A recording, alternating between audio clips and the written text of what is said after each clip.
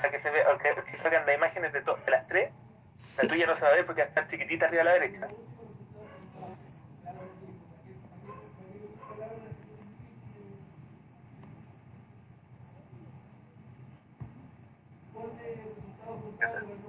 Cuéntame. Que le pone, le ponía pantalla completa el Meet y lo muteáis y lo Ya, eso quiero cachar cómo y se lo genera hago. lo que hay de cámara. No, es que estoy viendo un cable ahora. Perdón. Esto de dos pantallas me complica. Ya. Ya. Ahí estoy Entonces, en el Meet. sí, ahí estamos en Meet. Ya tienes que hacer clic en Pantalla cualquier parte completa. negra, eh, pantalla completa. Ya. ¿Y cómo me silencio yo? Abajo, pues, pasa el mouse por la parte de abajo y va a ser una barra blanca. ¿Sí? Esa Ah, barra ya. blanca es el micrófono y de cámara. Ya. Súper, Nico. Muchas gracias. Ya, y ahora deberíamos poder ir a Facebook y escuchar lo que están. Chucha, lo corté.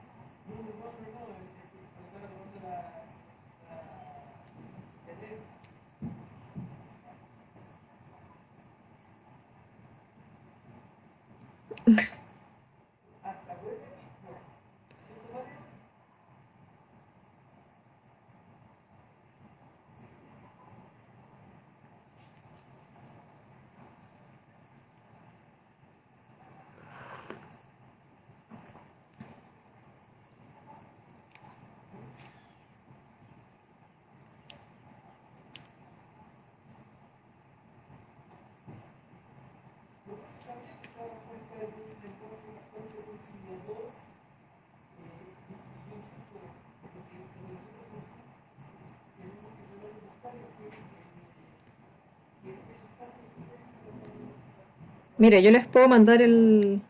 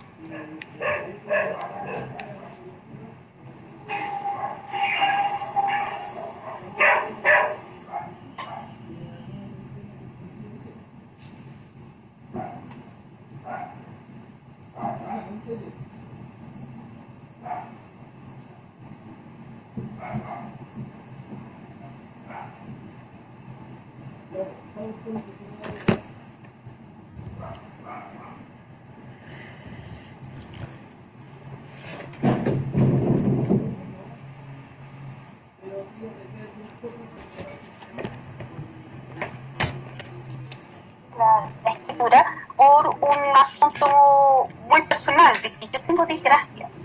Entonces, ¿eso qué significa? Que mis letras, mi escritura, mi caligrafía es visualmente muy desordenada. Como me decía mi mamá, yo tengo patas de gallo, me decía. Entonces, claro, mi escritura. Entonces, si tú la ves, no es bonita, no es armónica como la caligrafía que a uno le enseñan en el colegio. Entonces, siempre estuvo este asunto, y cuando yo estaba en primero medio, más o menos, unos profesores me reclamaban que mi escritura era muy fea, ¿ya? Ellos la calificaban de fea. Entonces, una profesora, precisamente de artes, les reclamó y les dijo, no puede ser, si la escritura es parte del sujeto y es su personalidad. Y a mí me quedó en la cabeza dando vuelta por mucho tiempo eso. Pasaron muchos años, y como a mí me gustaba ir al centro de Santiago y me metía en las librerías, y una vez me puse a buscar, a mirar en los libros de esas librerías, y encontré un libro que hablaba sobre la grafología. Y me llamó mucho la atención. Y ahí lo entendí un poco de qué se trataba y por qué era tanto este asunto de que todo el mundo me decía que mi letra era tan fea. Y en definitiva no era tan... Esconder algunas cosas. Claro. Y bueno, y con los años, pasaron los años, y empecé a buscar cómo estudiar esto. Y ahí es donde llegué al instituto, ISPEC, donde precisamente Ligia fue mi profesora. ¿Ya? Pues.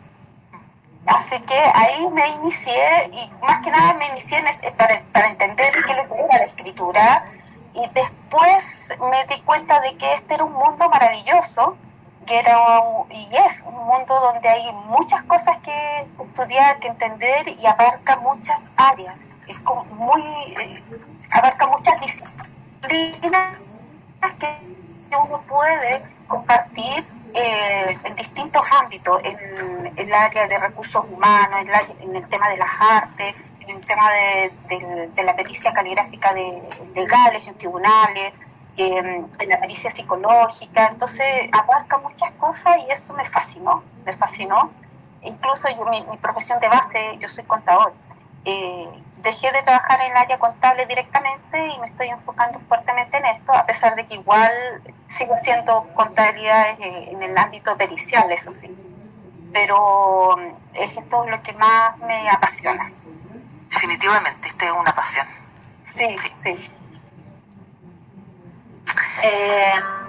Me están diciendo desde los controles que lo que comentó Ligia al principio no se alcanzó a escuchar muy bien. Entonces, si es posible que nos repitas, aunque sea un resumen, antes de partir con la presentación que nos van a mostrar. Sí. Mira, en general, respecto a la pregunta que tú me habías hecho, Giselle, mi estímulo para estudiar esta disciplina fue principalmente la influencia de mi mamá, que es profesora, y que durante su proceso de formación, sobre todo cuando enseñaba a leer y a escribir a los niños, este seguimiento escritural lo seguía hasta que los chicos egresaban de octavo básico. Siempre hacía una supervisión de que las escrituras fueran funcionales, legibles, que tuvieran un buen desarrollo armónico, organizadas. Y siempre le pregunté por qué. Y ella me respondía que la escritura tiene una relación directa con la conducta, y en la medida en que la escritura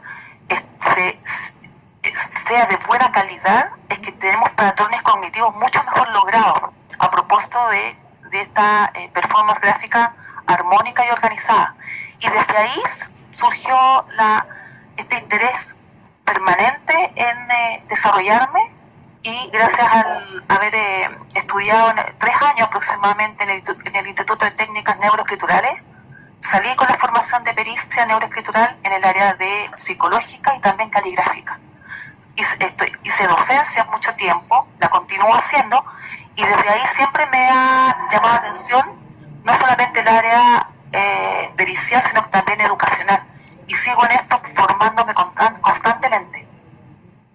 Eso quería decir. ¿Se escuchó bien? Fantástico. ¿Qué pasa? Que tengo que tener Y ahora una perfecto, percepción. me dicen que sí. Ya, perfecto. Y según lo que contaba Janira, entonces tú fuiste profesora de ella inicialmente, sí se conocen. Sí. Exacto. Y luego colegas. Y luego colegas. Estabas preparando una presentación para explicarnos un poquito de qué se trata esta disciplina, cómo funciona, cómo trabaja. Y después me gustaría que nos contaran un poco, para que lo enlaces, cómo surge también la idea de trabajar. Algo pasó ahí, un ruido fuerte. ¿Cómo surgió la idea de trabajar en los manuscritos de los 4 grandes escritores chilenos? Sí, mira, básicamente, Giselle, lo que más nos interesaba dejar claro era lo que habíamos expuesto anteriormente respecto a que la escritura tiene 2 dimensiones. Primero, tú la puedes entender como un test proyectivo donde tú puedes captar un patrón conductual, pero también la escritura y las firmas dan señales de autoría que te permiten autenticar un documento, por ejemplo, histórico o una obra de arte, y decir y definir pericial y científicamente si procede o no de la mano autora de tal o cual artista. Nosotros fundamentalmente nos vamos a dedicar ahora a ver casos y a conversar respecto a la pericia caligráfica, es decir, autoría de grafismos, y en este contexto se gestó el proyecto de peritación caligráfica para la Biblioteca Nacional como un aporte que quisimos hacer con Janira, respecto a establecer protocolos de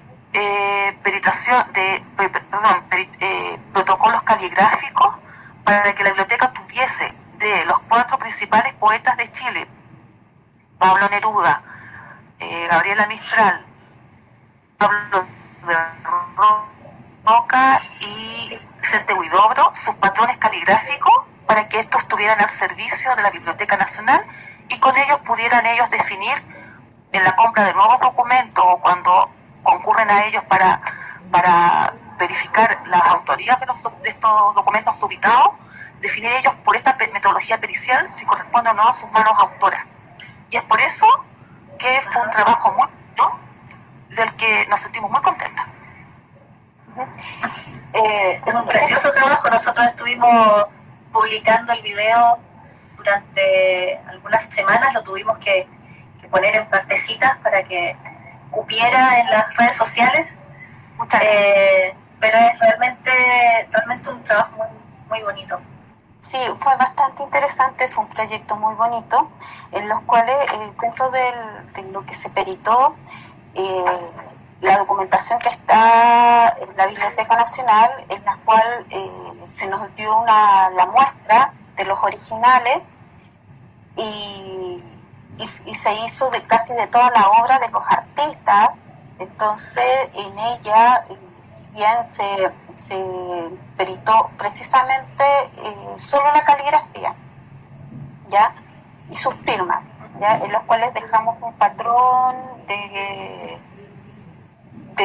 cómo se va gestando en el tiempo, porque también hay una línea de tiempo, porque hay documentos que son desde el inicio de las obras de los artistas hasta el último día de la obra del artista, y fue una línea de tiempo en la cual fuimos cotejando e identificando patrones del grafismo que no cambian en el tiempo, y fue un trabajo largo duró aproximadamente un año y muy, muy entretenido, que además, bueno, nosotras como peritos calígrafos lo hicimos desde esa mirada, pero también tuvimos el fuerte apoyo de otra perito que es fotógrafa. Entonces, con la perito, fotógrafa, ella nos facilitó todo el tema de sacar las fotografías originales de estos documentos, que obviamente no iban a estar a nuestra disposición para llevarlos a nuestras oficinas y peritarlos, sino que lo hicimos a través de la fotografía. Exacto. Maravilloso. Parece que hay gente que está haciendo preguntas. Déjenme, en algún minuto, las personas que están viendo esta entrevista a través del Facebook, seguramente tendrán algunas preguntitas, así que se las vamos a ir transmitiendo algunas. No creo que podamos transmitirlas todas, pero sí, eso será lo interesante también. Tienes aquí una diapositiva de la actividad que hicimos, que presentaron ustedes, que la enmarcamos en el proyecto de difusión de la conservación del archivo de Rota, que lo hicimos el año pasado en la Biblioteca Pedro Lemebel en Recoleta. Sí, claro. Cuéntame un poquito de eso, ¿por qué tienes puesta esa diapositiva ahí? Mira, fue muy potente la actividad porque, bueno, nosotros pudimos corroborar el tremendo trabajo que ustedes hicieron, pero también pudimos reforzar lo interesante que es el trabajo multidisciplinario cuando se trata del trabajo, digamos, de la actividad de archivos. Porque en ese contexto nos dimos cuenta que si bien nosotros éramos conocedoras de la letra de Pablo de Roca, había toda una riqueza caligráfica en su descendencia, que en este caso era Carlos. ¿Pasemos, Jani? Entonces, en ese contexto salió un tema que en la pericia caligráfica tiene una importancia muy grande, sobre todo cuando existe lo que se llama la afiliación gráfica. Y acá nosotros lo denominamos como la afiliación gráfica roquiana, entre el papá y el hijo. Si bien Pablo de Roca, una de las características más potentes de su caligrafía es que es lo que nosotros denominamos como inflada, con harta curva muy grande, y la de Carlos, su hijo, la característica más potente es que es una caligrafía muy camaleónica, tal como en algún minuto lo conversamos, Giselle, ¿te acuerdas? Que tenía letras que eran aparentemente muy disímiles durante la historia de su vida, Carlos. Entonces, por una parte, Carlos de Roca muy camaleónico y Carlos de Roca muy camaleónico y Pablo de Roca con mucho adorno, con mucha inflación y muy grande en la escritura.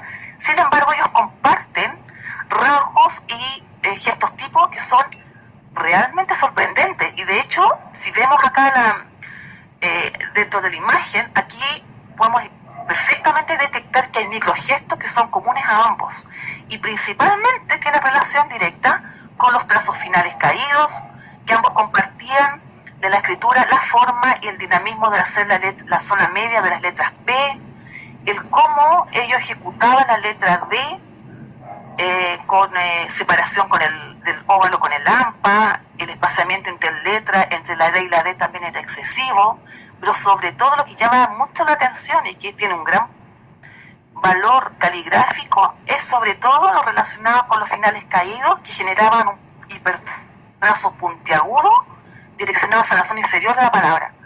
En realidad era como ver dos escrituras sumamente similares y casi iguales en ese contexto, a pesar de que ambos tienen sus particularidades. Exactamente. Muy interesante trabajo.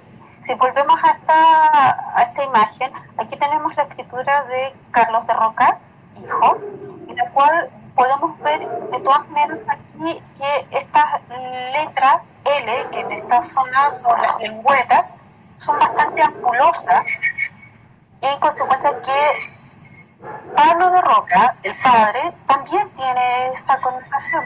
Entonces, cuando uno analiza ambas escrituras, empieza a buscar lo que es el microgesto, lo que Ligia nos explicaba en esta imagen. Entonces, buscamos estos detalles. Más allá de lo que se ve, también se busca lo que no se escribe, lo que aquí nosotros podemos llamarlo el rasgo invisible o como en Argentina les llaman los trazos aéreos, ¿ya? Que es cuando se levanta el lápiz del papel. Claro, exactamente. Este trazo aéreo, cuando el sujeto determina empezar acá arriba, bajar, pues subir y dar esta curvatura, este espacio que queda aquí da una dimensión que uno lo puede hasta medir. Y cuando se genera la visión gráfica entre padres y hijos, entre abuelos, incluso a veces entre amigas o amigos, entre amistades, cuando hay una conexión fuerte, también se puede producir esta afiliación gráfica. ¿Ya?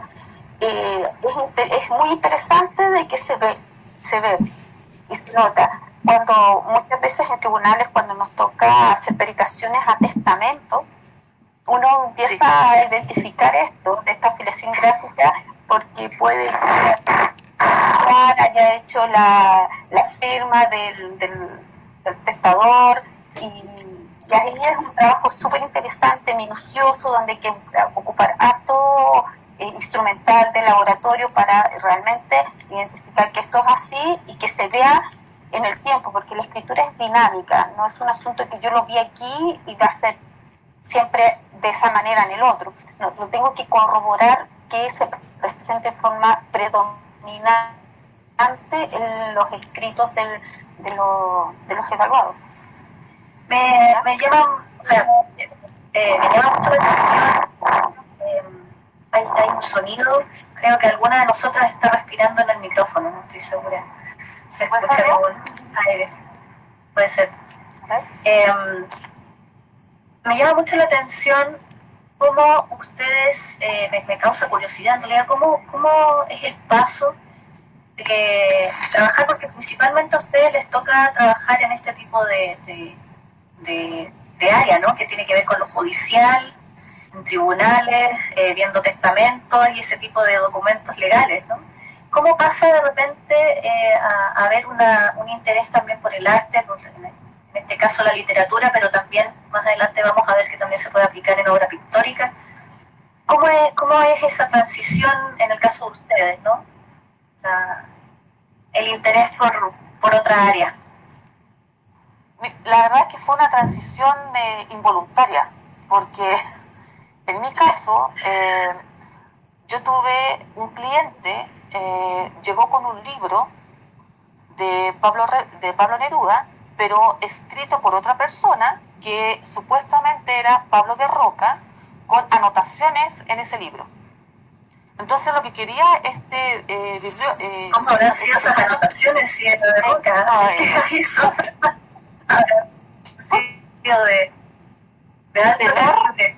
El tener era muy, muy potente, de verdad te lo aseguro.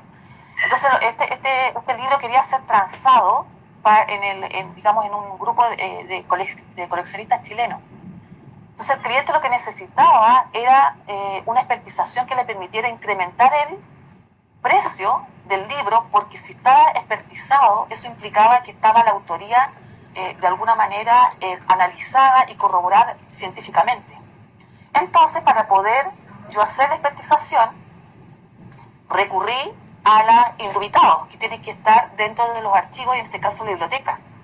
Y cuando llego al archivo del escritor me doy cuenta que ellos no tenían los patrones caligráficos como se tienen en los museos, por ejemplo, de las firmas picasianas o las firmas de los distintos pintores. Por ejemplo, en el caso del Comité Picasso, que tiene todo digamos, catálogo de firmas de Picasso durante muchas de sus épocas, por lo tanto ahí hay indubitados absolutamente registrados.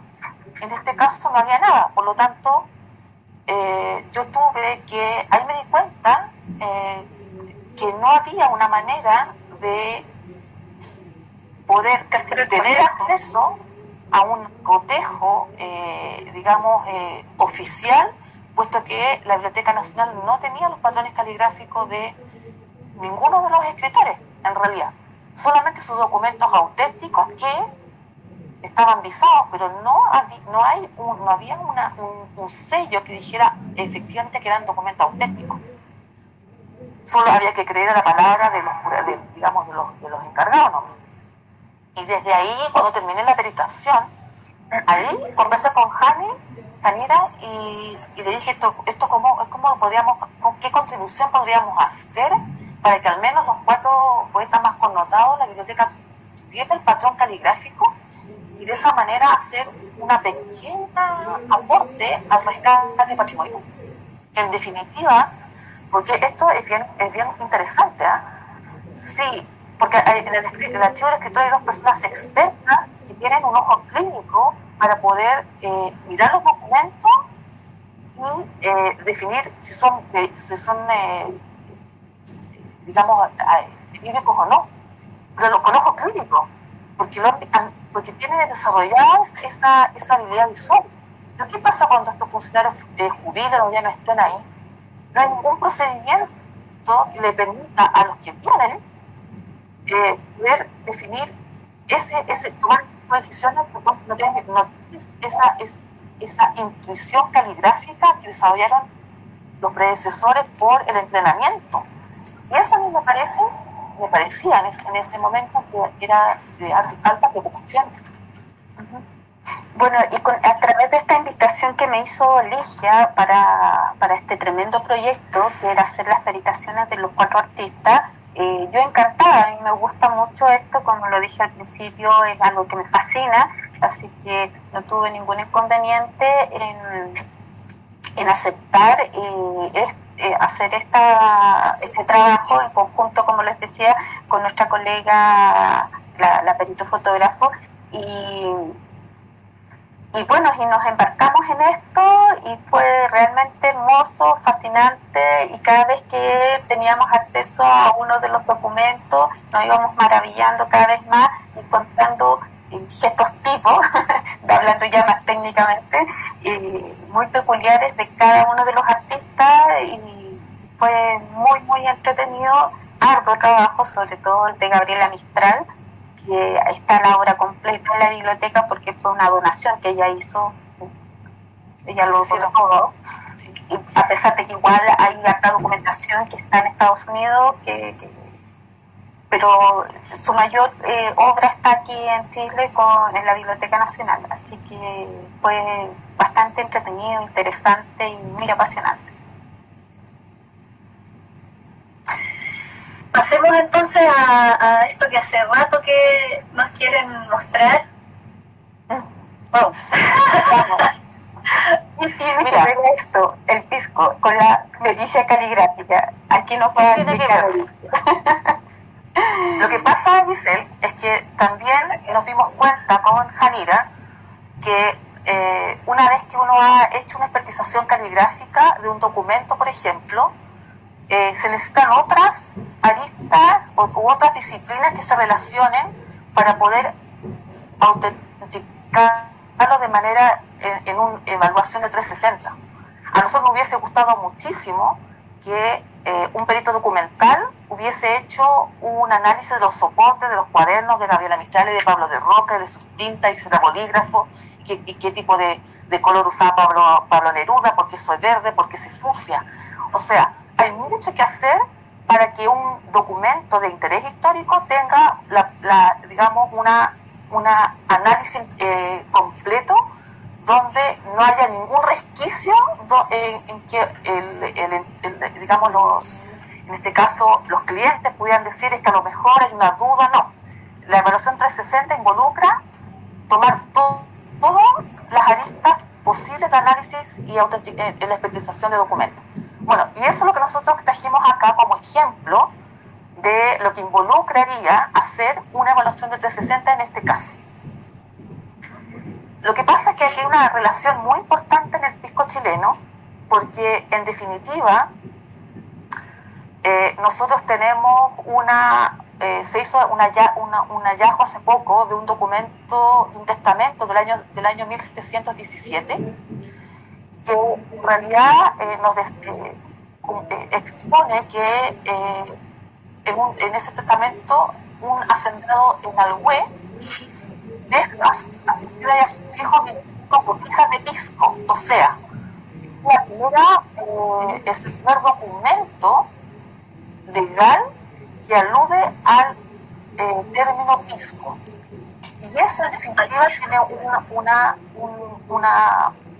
digamos, una importancia muy relevante, porque hasta antes de descubrir ese documento tan fortuito en el archivo de escribanos de la Biblioteca Nacional, se pensaba que Chile había constantemente importado el pisco desde Perú, y la verdad es que no. En Chile se producía pisco hace mucho tiempo y casi de manera paralela como lo hacían los peruanos, digamos, entendiendo que era reino de Chile, el virreinato del Perú.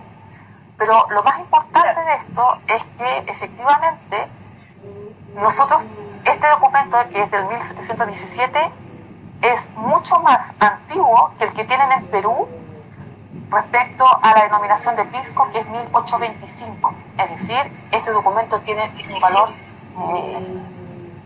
muy relevante. Qué interesante. Sí.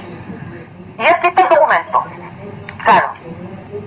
Exactamente. Este documento corresponde a una toma de inventarios que se hizo en Alhué, en este hacendado.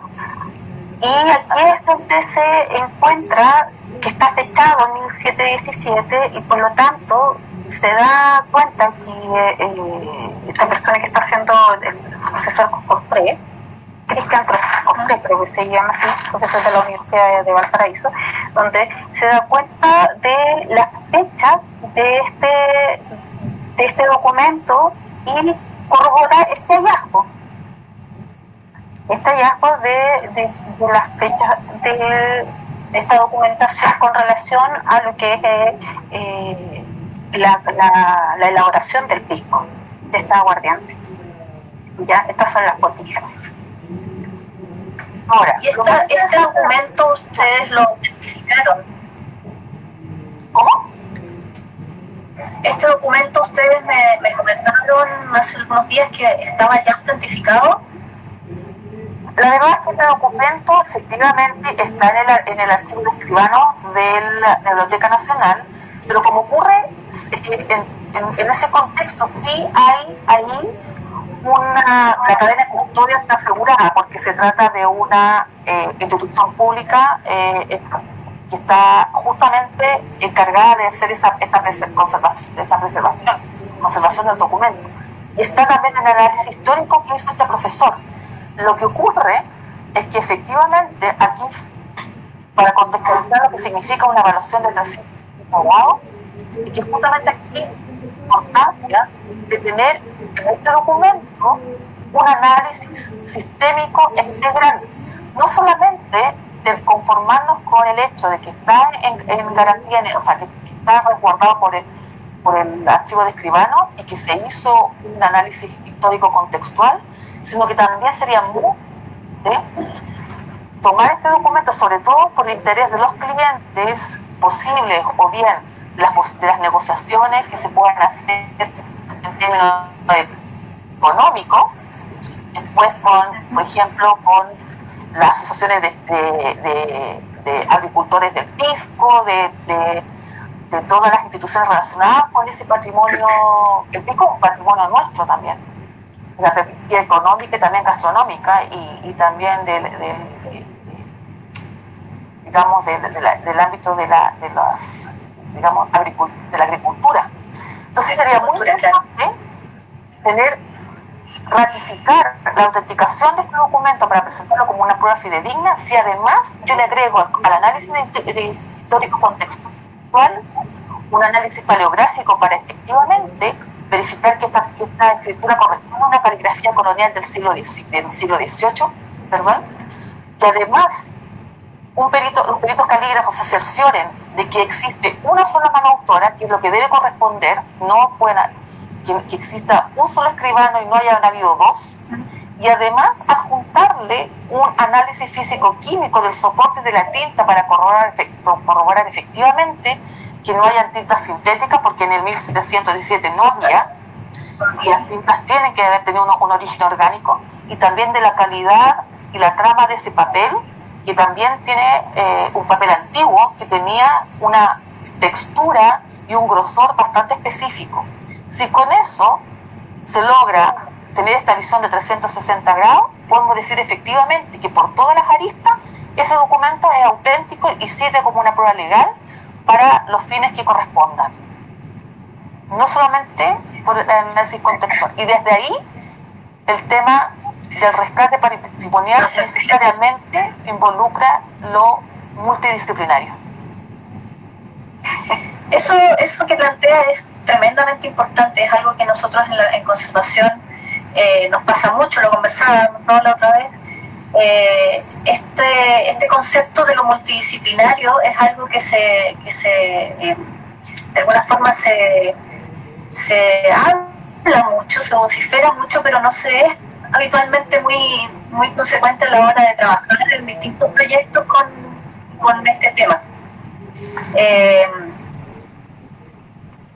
Todos sabemos, ¿no?, en conservación lo importante que es no solamente saber de arte, sino también saber de ciencia, saber de historia, no porque una sola persona tenga que manejar todos esos datos, ¿no?, sino porque es necesario precisamente trabajar en equipos donde haya gente que sí maneja cada área y que podamos generar estudios que se abordan desde distintas aristas, ¿no? Entonces esto también que tú planteas es súper importante y quería recalcarlo por lo mismo, porque es algo que realmente es necesario, es imperioso y todavía pareciera que no se entiende muy bien. Exactamente, porque muchas veces ocurre a nosotros los peritos calígrafos y a los que son expertos en obras de arte, piensan que autentificando la firma, por un caso de un cuadro, de una pintura, se da por hecho de que la obra es verídica. No es así. Entonces este concepto que hablaba Ligia de 360 es sumamente importante dejarlo claro. Es decir, el perito calígrafo ve una parte que va a ser la firma de ese cuadro. En este caso va a ser la escritura, la caligrafía del manuscrito, ¿ya? Pero todo lo demás es como una posta, uno se lo va dando a cada experto, ¿ya? Que va a ser el químico, que va a ser el historiador, y así sucesivamente, dependiendo de qué obra se esté analizando. Es sumamente importante dejarlo claro de que cada uno de ellos forman el 360 que nosotros tanto hablamos.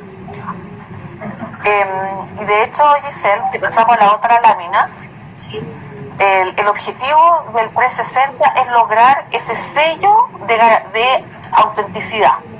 Y a partir de ese sello, que efectivamente ya se puede establecer como una realidad científica, puesto que pasó por varias áreas del saber, ahí finalmente uno puede tomar recién ciertas decisiones, como algún servicio anexo, que es si ese manuscrito o esa pintura va a ser restaurada, o bien se necesita ya con el sello hacer una evaluación y tasación, porque expertizar algo y establecer este sello incrementa el valor porque se prueba la autenticidad, o bien se trabaja la intermediación de la venta, sea a través de la asesoría de los clientes, a través en la subasta o por venta directa. Entonces, a partir de ese sello se genera también múltiples consecuencias que van a ser virtuosas en la medida en que el informe de autenticidad que congrega todas las disciplinas sea tan coherente, consistente y sólido que no haya lugar a dudas, para que después todos los procesos de restauración, evaluación y tasación y intermediación de venta no tengan ningún resquicio para que hayan reclamos, conflictos posteriores para los entendidos, puesto que va a estar todo el procedimiento ya establecido en el informe de autenticación en 360. Ese es el objetivo. Fantástico. Qué bonito, qué apasionante. A mí esto me alucina. Cada vez que hablamos de estos temas me gusta mucho. Interesante, muy bonito. Sí, sí, es muy bonito porque tú tienes una conexión directa también con la historia. Y cada caso es muy particular, entonces es un trabajo bonito y además muy dinámico y no estás en la monotonía de ser siempre lo mismo, siempre te estás descubriendo, estás estudiando y aprendiendo cada vez más y eso te nutre el alma. Indudablemente. Habían algunas sorpresas que ustedes nos querían mostrar. Esto es fantástico, esta historia me encanta. Sí, esta historia es muy entretenida que dejó a todo el mundo atónito cuando se hizo la pregunta: ¿quién escribió el diario de Ana Frank? Y esta pregunta se hizo... Pero es una pregunta retórica, ¿no? Claro, y mira, curiosamente, bueno, todo por el bien dinero, todo nace por un tema económico, ¿ya? Así es. Así es, porque en los Países Bajos el tema de los derechos de autor tiene vigencia 70 años, ¿ya? Y desde la muerte del autor de la obra. Y en estos tiempos, desde la muerte de Ana Frank, estos días ya estaban pasando los 70 años. Entonces la Fundación Ana Frank le nace la inquietud de que esto se va a ser liberado sus derechos y va a dejar de percibir ya todos los recursos con respecto a esta obra. Y entonces ahí que no es menor, entonces ahí es cuando nace el tema de, bueno, esta gran pregunta: ¿quién lo escribió? ¿Ya? Y aquí está un poco lo que les comentaba. Entonces ahí es cuando nace esta gran inquietud y se manda a peritar estos manuscritos originales para saber realmente quién los escribió. Porque si se determina de que no lo escribió Ana Frank, la liberación de esos derechos no va a poder ocurrir. En consecuencia, que como se especulaba de que pudiera haber sido que los escribiera el papá de Ana Frank, y el papá falleció en 1980, entonces todo esto se corre muchos años y quedaría a resguardo de la fundación todavía la autoría de esta obra. Exactamente. Entonces la inquietud la inquietud nace en rigor de la propia Fundación Ana Frank. Ahora, la primera parte de la peritación, porque estos cuadernos habían sido peritados antes y los peritos habían concluido que todos los escritos de todos los cuadernos de Ana habían sido hechos por una sola mano autora. Eso estaba súper claro. Sin embargo, luego tuvieron acceso a escrituras que aparecieron en Norteamérica, en Estados Unidos, de amigas de Ana Frank con las cuales ella establecía una relación protocolar, una relación de carta. Entonces ahí se dieron cuenta que las escrituras de Ana Frank no tenían nada que ver con las escrituras de los cuadernos. Y desde ahí también se reforzó esta necesidad de establecer finalmente quién habría escrito estos libros, estos cuadernos. En definitiva, el resultado fue lo que vamos a conversar ahora. Exactamente. Perdón. Vamos a fijar. Exactamente. Sí. Vamos a fijar en eso. Fíjense, perdón, sí que no me fijé. Básicamente lo que uno puede capturar de esta imagen es que hay dos tipos de letras. La primera, que está señalada con serpenteo, corresponde a más o menos la tipografía de una niña, de un escritor infanto juvenil, porque tiene serpenteos de los renglones, en general una letra muy curvita. Se nota que además la letra, en algunos instantes las palabras, una está más arriba que la otra, es decir, los renglones no son totalmente... Clásica escritura de un... Exacto. Y en la zona inferior hay una escritura que es distinta y que tiene las mismas características de aquella que está escrita en los cuadernos. que aparecen en los cuadernos de Ana Frank, que se suponía que eran auténticos. Y desde ahí se hace la comparación. Si nosotros vemos acá, está efectivamente este cotejo entre escrituras que son disímiles entre sí.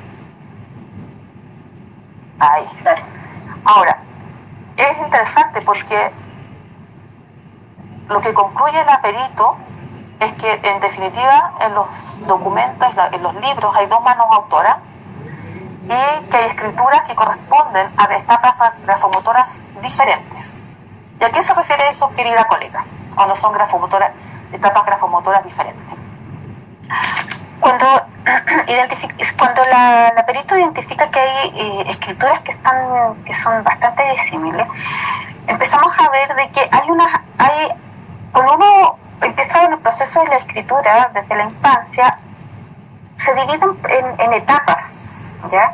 Entonces empezamos a identificar la etapa precaligráfica, la caligráfica y la postcaligráfica.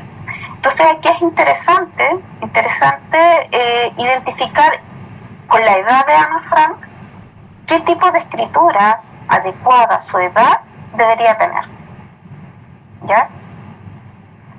Entonces, para eso